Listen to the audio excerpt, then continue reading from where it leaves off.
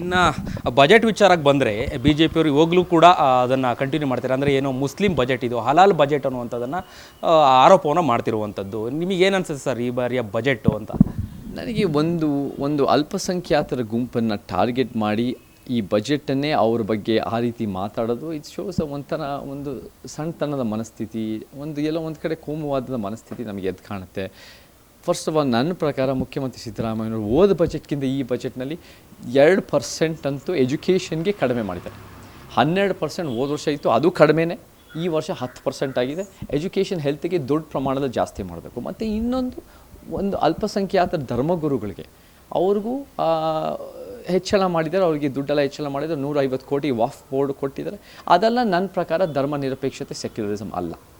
ಅದೆಲ್ಲ ನಮಗೆ ನೀವು ಮಾಡಿರ್ಬೋದು, ಬಟ್ ಅದು ಸೂಡೋ ಸೆಕ್ಯುಲರಿಸಮ್.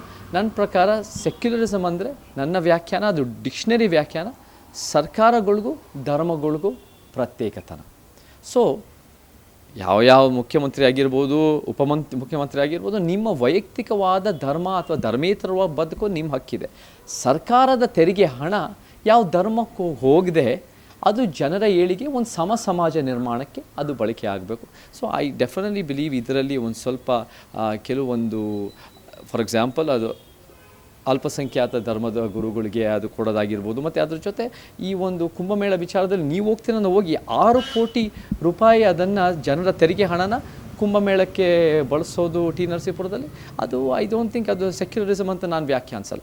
ಸೊ ಹಾಗಿದ್ದಾಗ ಬಜೆಟ್ ಇನ್ನೂ ಸ್ವಲ್ಪ ಚೆನ್ನಾಗಾಗಬೇಕಾಗಿತ್ತು. ಶಿಕ್ಷಣ, ಆರೋಗ್ಯಕ್ಕೆ ಒತ್ತು ಕೊಡಬೇಕು. ರೈತರ ಜೀವನ, ಸಾರಿಗೆ ನೌಕರ, ನಮ್ಮ ಬೇರೆ ಕಾರ್ಮಿಕ ವರ್ಗಕ್ಕೆ ಒತ್ತು ಕೊಡಬೇಕು. ಧರ್ಮಗಳಿಗೆ ಒತ್ತು ಕೊಡೋದು ಕಡಿಮೆ ಆಗಬೇಕು. ಬಟ್ ಅದಕ್ಕೆ ಆ ಕಾರಣಕ್ಕೆ ನೀವು ಒಂದು ಧರ್ಮನ ಅಲ್ಪಸಂಖ್ಯಾತನ ಟಾರ್ಗೆಟ್ ಮಾಡಿ ಹಲಾಲು ಮತ್ತು ಈ ರೀತಿಯ ಮುಸ್ಲಿಂ ಬಜೆಟ್ ಅಂತ ಕರೆಯೋದು ನಿಮ್ಮ ಒಂದು ಸಂಕುಚಿತ ಮನಸ್ಥಿತಿ, ನಿಮ್ಮ ಒಂದು ತಾರತಮ್ಯದ ಮನಸ್ಥಿತಿ ಅನ್ನೋದು ಅದು ಕೂಡ ನನಗೆ ಎದ್ದು ಕಾಣುತ್ತೆ.